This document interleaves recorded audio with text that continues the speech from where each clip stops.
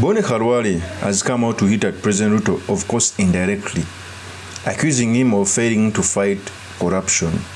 BONI KHALWALE did it strategically because we all know BONI KHALWALE is a political animal. All signs show that even his party, the UDA, does not want him to become the governor. Remember, even the last election, he was told to stand down for Cleophas Malala. So BONI KHALWALE came out to insinuate the arrest of Rigathi Gachagua. Of course, it cannot happen. Okay, so BONI KHALWALE did this tactfully by saying these statements, which I want to digest. Pay attention because it's going to make a basis of our discussion. Here's the tape. Aliyekuwa deputy president alikuwa ameiba 7.2 billion shillings.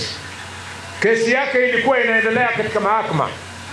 Wewe ukasimamisha hiyo kesi. Tunataka kesi ya Gachagua 7.2 billion yenye alikuwa ameiba, na ile ya marafiki zako wengine ambao wewe ulisimamisha, akiwemo kina waziri Aisha Juma huko Mombasa, wote urudishe hizo kesi ziishe, wafungwe, na hiyo mali waliiba warudishe. Hiyo pesa ilikuwa ya umma, ifanyie watu wetu maendeleo, isomeshe watoto wetu.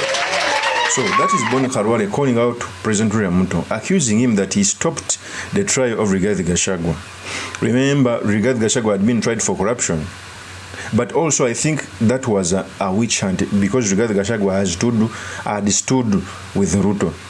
Uhuru used a criminal justice system to fund leaders who were allied to Ruto. People like Ndindi Nyoro were frustrated. Kimani Ichung'wah, Rigathi Gachagua, his assets and money were frozen at a tune of, I think, 600 million.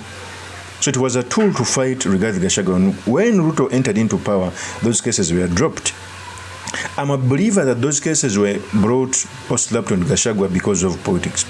But BONI KHALWALE coming out to say those statements means two things. One, BONI KHALWALE is indirectly hitting at Ruto that you have failed to fight corruption.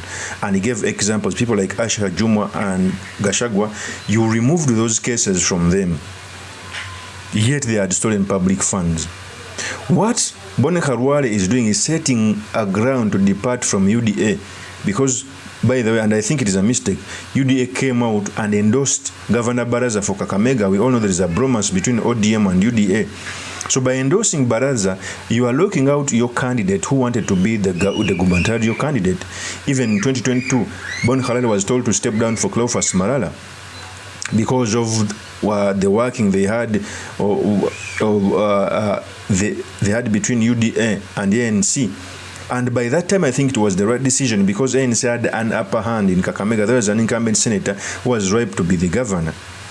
But again, fighting your candidate, supporting the ODM candidate, because for you want to entrench dictatorship and control parliament by giving some position to ODM, you are sacrificing your leaders. Remember, BONI KHALWALE is 001 within the UDA. Even before the Western leaders stood with William Ruto, BONI KHALWALE was on the forefront for standing with Ruto, to an extent that he was shown stoning people who had come to stone him.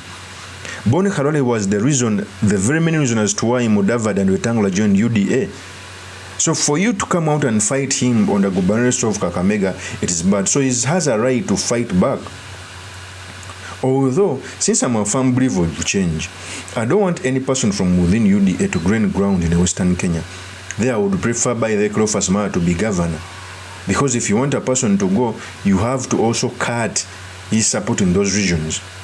How I wish BONI KHALWALE had some good working relation with the DCP. It will be the opportune time to join DCP so that they can form maybe a coalition with Cleophas Malala. I want to be a governor and one a deputy. I think no one can beat that ticket, if indeed they go underground and look for votes.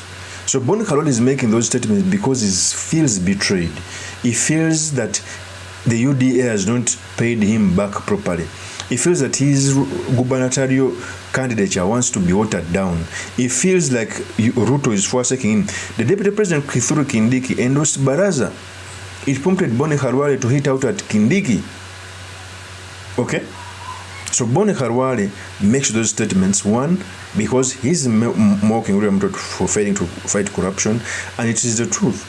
The originator of corruption in Kenya is none other than William Ruto, a president who once wanted to sell the airport and the national grid without due process, without the PPDA.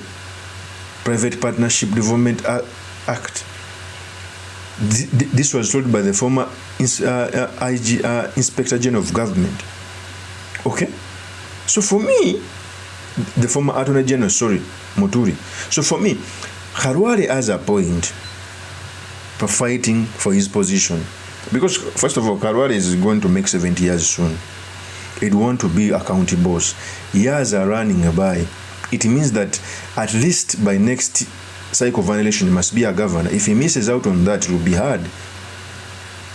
Remember, other than to be the president in Kenya, one of the biggest positions one can attain is in an elective position is being a governor of a county.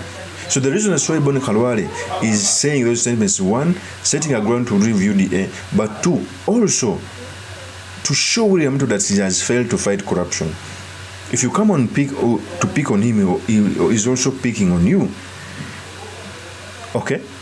Of course, that's my opinion. Remain yours truly, Kabye the Kenyan. I'll see you on another one. Peace.